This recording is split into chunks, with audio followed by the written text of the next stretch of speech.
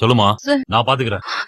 நீங்க சொல்லுங்கம்மா, என்னாச்சுன்னு. நல்லா கேளுங்க சார். ரிஷி, எங்களுக்கு எல்லா விஷயமும் தெரிஞ்சிருச்சு. எங்களோட எல்லா ஃபார்மாலிட்டிக்கும் கோஆபரேட் பண்ணுங்க. தயவு செஞ்சு வாங்க வாங்க. என்னடா ரிஷி இது, ஏன்டா இப்படி எல்லாம் பண்ண? எனக்கு நன்றி சொல்றதெல்லாம் இருக்கட்டும், பொண்ணு ரம்யாவுக்கு நன்றியை சொல்லுங்க. நன்றிமா. ஐயோ, இன்னைக்கு நான் உயிரோட இருக்கேன்னா அது இளமதி அக்காவாலதான். அவங்க நினைச்சிருந்தா என்ன அப்படியே விட்டுட்டு போயிருக்கலாம். ரோட்ல ரத்த வெள்ளத்துல கிடந்த என்ன தூக்கிட்டு போய் ஹாஸ்பிட்டல்ல சேர்த்து என் உயிரையே காப்பாத்திருக்காங்க.